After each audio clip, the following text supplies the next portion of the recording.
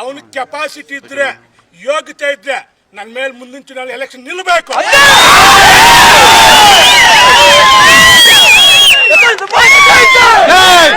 ಮುಂದಿನ ಎಲೆಕ್ಷನ್ ಅಲ್ಲಿ ಅದು ಬೈ ಎಲೆಕ್ಷನ್ ಬರ್ಲಿ, ನೆಕ್ಸ್ಟ್ 2028 ಬರ್ಲಿ, ಅವ್ನು ನಿಂತ್ರೆ ಅವ್ನ ಗಂಡಸು. ಗ್ರೇಟ್ ಇಂಡಿಯಾ ಎಲೆಕ್ಟ್ರಾನಿಕ್ಸ್ ವತಿಯಿಂದ ನಮ್ಮ ಎಲ್ಲಾ ಗ್ರಾಹಕರಿಗೆ ಶುಭಾಶಯಗಳು. ನಮ್ಮಲ್ಲಿ ಎಲ್ಲಾ ಬಗೆಯ ಎಲೆಕ್ಟ್ರಾನಿಕ್ಸ್ ಮತ್ತು ಗೃಹ ಬಳಕೆಯ ವಸ್ತುಗಳ ಮೇಲೆ ಆಕರ್ಷಕ ಫಿನಾನ್ಸ್ ಸೌಲಭ್ಯದೊಂದಿಗೆ ಭಾರಿ ಡಿಸ್ಕೌಂಟ್ ನೀಡಲಾಗುತ್ತಿದೆ. ನಿಮ್ಮ ಮನೆಯನ್ನು ಮತ್ತಷ್ಟು ಸುಂದರಗೊಳಿಸಲು ನಗರದಲ್ಲಿ ನಂಬರ್ 1 ಶೋರೂಮ್ ಆದ ಗ್ರೇಟ್ ಇಂಡಿಯಾ ಎಲೆಕ್ಟ್ರಾನಿಕ್ಸ್ಗೆ ಇಂದೇ ಭೇಟಿ ಕೊಡಿ. ಗುಣಮಟ್ಟದ ವಸ್ತುಗಳು, ಉತ್ತಮ ಸೇವೆ, ರಿಯಾಯಿತಿ ದರಗಳು. ಇಂದೇ ಭೇಟಿ ಕೊಡಿ. ಗ್ರೇಟ್ ಇಂಡಿಯಾ ಎಲೆಕ್ಟ್ರಾನಿಕ್ಸ್, ಅಮೀರ್ ಬಾಬಾ ದರ್ಗಾ ಹತ್ತಿರ, ದಿಬ್ಬೂರ್ಹಳ್ಳಿ ರಸ್ತೆ, ಸಿಡ್ಲಘಟ್ಟ. ಕರೆ ಮಾಡಿ 8861043315. ಎಲ್ಲೋ ಕುತ್ಕೊಂಡು ಮಾತನಾಡೋದಲ್ಲ, ಜನರ ಮುಂದೆ ಬರಬೇಕು, ಜನರ ಅಭಿಪ್ರಾಯ ತಗೋಬೇಕು. ಅವ್ರ ಆಶೀರ್ವಾದ ಜನಾಭಿಪ್ರಾಯನೇ ಪ್ರಜಾಪ್ರಭುತ್ವದಲ್ಲಿ ಮುಖ್ಯ.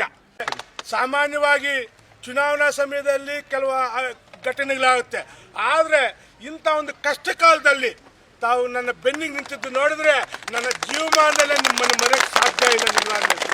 ನಾನು ನೋಡ್ತಾ ಇದ್ದೆ ದಿನ ವಾಟ್ಸಪ್ಗಳಲ್ಲೂ ಅಲ್ಲಿ ಇಲ್ಲೂ ಮೀಡಿಯಾಗಳಲ್ಲಿ ಪ್ರತಿಯೊಬ್ಬರು ನಮ್ಮ ಅಣ್ಣನಿಗೆ ಇನ್ನು ಆಗಬಾರ್ದಾಗಿತ್ತು, ನಮ್ಮನ್ನ ಯಾರಿಗೂ ತೊಂದರೆ ಮಾಡಿರಲ್ಲ, ಹೀಗೆ ಹೆಂಗೆ ಮಾಡ್ದೆ ಇವನು ಅಂತ. ನಿಜವಾಗ್ಲೂ ನಿಮ್ಮ ಒಂದು ಪೂಜೆ, ನಿಮ್ಮ ಒಂದು ಶಾಪ ವಿರೋಧಿಗಳು ತಟ್ಟಿರುತ್ತೆ. ನಾನು ಒಂದು ಮಾತು ಹೇಳಕ್ಕೆ ಇಷ್ಟಪಡ್ತೀನಿ ವಿರೋಧಿಗಳಿಗೆ. ಆಯ್ತು, ನೀವು ನಂದು ಡಿಸ್ಕ್ವಾಲಿಫೈ ಮಾಡಿದ್ರಿ, ಮೀಡಿಯಾಗಳಲ್ಲಿ ನೋಡ್ತಾ ಇದ್ದೆ, ಬಾಯಿಗೆ ಬಂದಂಗೆ ನೀವು ಮಾತನಾಡ್ತಾ ಇದ್ದೀರ. ನಿಮ್ಗೇನಾದ್ರು ಸತ್ಯ ಇದೆಯಾ ಅದರಲ್ಲಿ? ಏನಾದ್ರು ನಿಜಾಂಶ ಇದೆಯಾ ಅದರಲ್ಲಿ? ಸುಬ್ಬಾರೆಡ್ಡಿ ಭ್ರಷ್ಟಾಚಾರ ಯಾವ್ದು ಭ್ರಷ್ಟಾಚಾರ ಮಾಡಿದ್ದೀನಿ? ನಾನು ನಂಬಿರೋ ದೇವರನ್ನು ಹೇಳ್ತೀನಿ, ನಾನು ₹1 ಇಲ್ಲೂ ಭ್ರಷ್ಟಾಚಾರ ಮಾಡಿಲ್ಲ. ನಾನು ಯಾವುದೇ ಒಂದು ಪ್ರೆಸ್ ಮೀಟ್ ಮಾಡಿ ಅವ್ರಿಗೆ ಮಾತನಾಡಲಿ, ಯಾಕಂದರೆ ನಮ್ಮ ಜನ, ನಮ್ಮ ಅಣ್ಣ ತಮ್ಮಂದರು, ನೀವು ನಮ್ಮ ಮನೆಯವ್ರು, ನಿಮ್ಗೆ ಹೇಳ್ಬೇಕಾದ ಕರ್ತವ್ಯ ನಾನು ನಿಮ್ಗೆ ಹೇಳ್ತಾ ಇದ್ದೀನಿ ಅಷ್ಟೇ.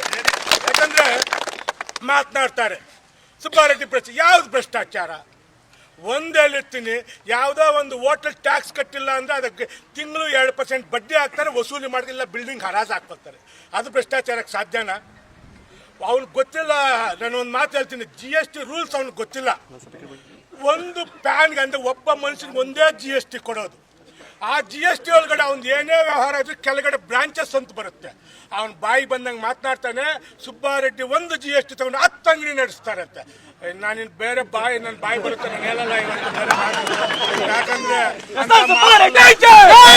ನನ್ನ ಬಾಯಲ್ಲಿ ಬರಬಾರ್ದು, ಅದನ್ನ ನಾನು ಮಾತಿಲ್ಲ. ನೀವು ನೋಡಿ, ನಾವು ಆವಾಗಲೇ ಮಾಧ್ಯಮದವ್ರಿಗೆ ಹೇಳ್ದೆ, ಅವನಿಗೆ ಧೈರ್ಯ ಇದ್ರೆ ರೆಕಾರ್ಡ್ಸ್ ತಗೊಂಡು ಬರಕಲ್ಲ, ನಾನು ಬರ್ತೀನಿ.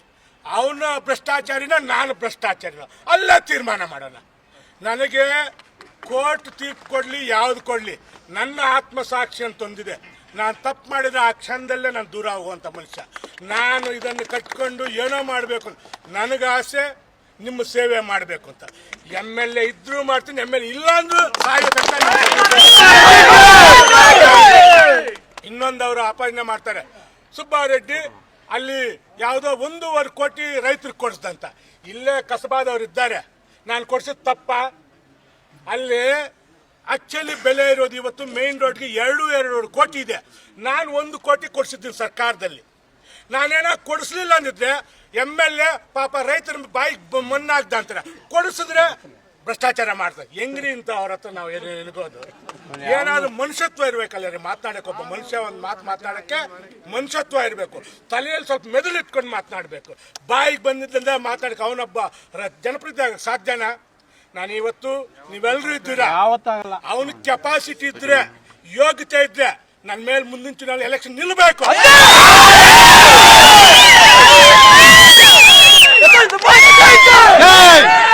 ಮುಂದಿನ ಎಲೆಕ್ಷನ್ ಅಲ್ಲಿ ಅದು ಬೈ ಎಲೆಕ್ಷನ್ ಬರ್ಲಿ, ನೆಕ್ಸ್ಟ್ 2028 ಬರ್ಲಿ, ಅವ್ನು ನಿಂತ್ರೆ ಅವ್ನ ಗಂಡಸು.